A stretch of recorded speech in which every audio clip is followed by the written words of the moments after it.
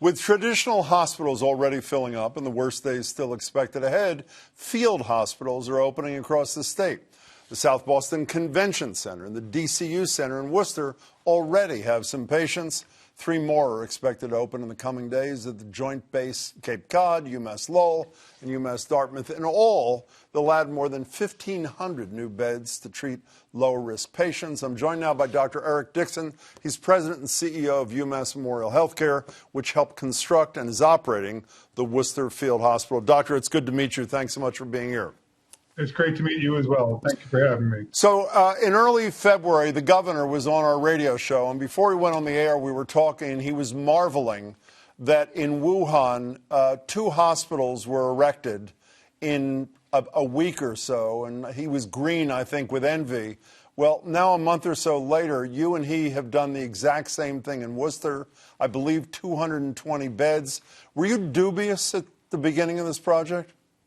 It was hard to imagine when we got the call from the governor that he wanted us to put up a 200-plus bed hospital in a matter of 8 days that we could actually pull it off. But thanks to the work of many, we were able to do it and converted about 50,000 square feet of open space into 216 beds, including 6 ICU beds. What was the biggest challenge that you faced and worried about, Doctor? It's not the things that we thought it were going to be. It was, primarily getting oxygen to each of the beds was the biggest challenge we had. We also had to install an electronic health record for each of the beds as well, so that we could document and chart on patients and relay information from the hospital. Pharmacy was a little bit difficult, lab was difficult, but the thing that we thought was going to be the hardest was the easiest. We needed all new staff to be able to staff this hospital, and thanks to the volunteers that came really from everywhere around the state, we have more than enough people to staff the hospital. And by the way, we should not ignore the fact that patients are getting an iPad with Netflix loaded on it. Is that correct as well? The beauty of the field hospital is that everybody is COVID positive. So patients can get up, they can walk around, they can take a shower, they can binge watch Netflix together.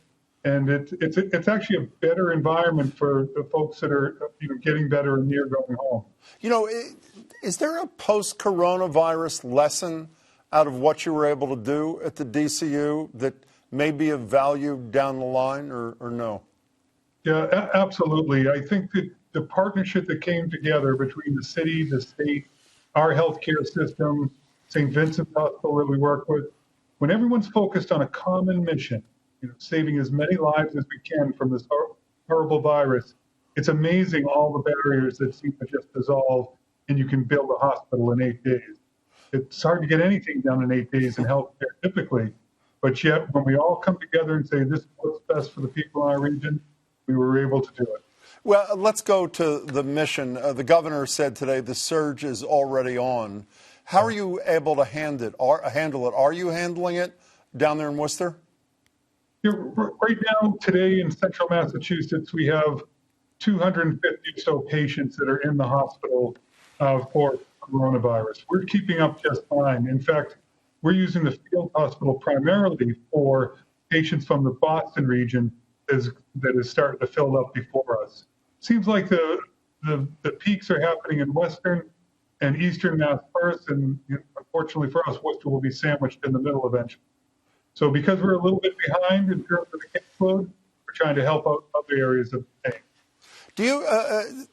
We were speaking to the Attorney General on the radio today, and we brought up the complaints that you have brought to her desk about price gouging on protective gear.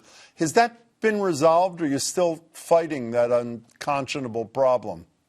Yeah, it's certainly not completely resolved, but it's significantly better, in part thanks to the great work of Attorney General Healy. I mean, we were seeing price increase, a 20x increase in the price of an N95 mask. And this wasn't coming from out of the country. This was coming from places like New Jersey. And so we brought that to the Attorney General's attention, and we were able to get some of the vendors to bring their prices down.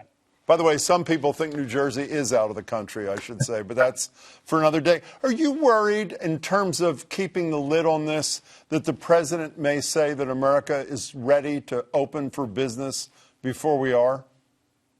It is a concern. And, our mortality will be significantly lower than you see in Italy and other places because our healthcare system here in Massachusetts has been able to keep up with the demand in terms of the level of disease. If we reopen too soon, that's not going to be the case, and we're going to see really bad things happen in the state. So I would just be cautious about when it's time to go back out and start, our normal lives again. About a handful of days ago, I was reading the newspaper and I saw that both you and your wife, Dr. Kathy Jones, had donated 100% of both of your salaries to an employee assistance fund. What was the thinking that your family had before you decided to do that? Well, Kathy and I trained here at UMass Med School. We had our children here. We've been a part of this organization for the better part of 3 decades. And this is its toughest moment, and our lowest paid employees, often who are dependent on 2 paychecks, one of which has been lost for other jobs, are really struggling. And so we thought it was the best time for us to start to give back and donate our paychecks every week to the Employee Assistance Fund to help the lowest paid employees here in the health system. How is your workforce holding up throughout this? They're remarkable. And, the worst is yet to come. We believe that that's the case, and every day we see more patients, not less patients, with this awful disease. But they come in here with a sense of pride and a sense of mission. This is their calling in life. And we've got students that have quickly graduated from medical school and could be taking 2 months off. They're into the workforce now. They're going to do 2 extra months of internship just so they can help our community in this time of need. A couple of minutes ago, I spoke to Dr. Kevin Tabb from Beth Israel, and I asked him what he was worried about most at night when he goes home. What's atop your list?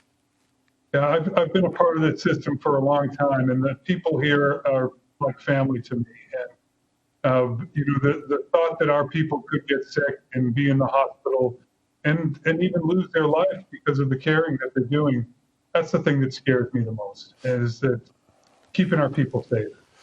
Doctor, you're not only fighting, obviously, for the survival of people you care about in central Massachusetts and those sent to you, but my sense is from reading for the survival of your institution as well. We all know that elective surgery is down and the money that comes with it down dramatically. You serve primarily a low-income population. Obviously, you're dependent upon lower reimbursements that come from places like Medicaid. Are you worried about your survival? And if you are, what do you need to ensure that you do survive? I think in any disaster, it's the poor that suffer the most, right? They have the least resources to be able to fall back upon. And that's true in this disaster for the hospitals that care for the poor and are therefore the lowest paid hospitals in the state. We have faith that we have in our system and in our state, in our legislature, and in our governor, that they'll recognize, and have already started to do so, that the safety net hospitals are what you need most. This disease does not affect the population uniformly. It impacts the poor and the underserved at a much higher rate because they don't have the opportunity to separate in a large home when one person gets sick. They're stuck in smaller homes, often in homeless shelters, and one person gets sick, everybody gets sick. It's the same for the safety net hospitals that take care of those patients. They have the lowest reserve going into this crisis, and they are the ones that are going to struggle the most to come out of it and in enough shape to manage the next crisis. So, the governor in his first bill really focused on supporting the safety net and trying to get money to the safety net hospitals and high Medicaid hospitals first. And I think that we'll seeing that from the federal government to some extent as well. And I think that's what's needed right now. We didn't all start in the same place with this crisis, and we're not going to come out with the same level of reserves at the end. And we do really just need to take a close look at those high Medicare, high Medicaid hospitals and make sure they survive this, because we're going to need them. Dr. Dickson, it was really good to meet you, and good luck with your work. Thanks so much. It was a pleasure. Thank you.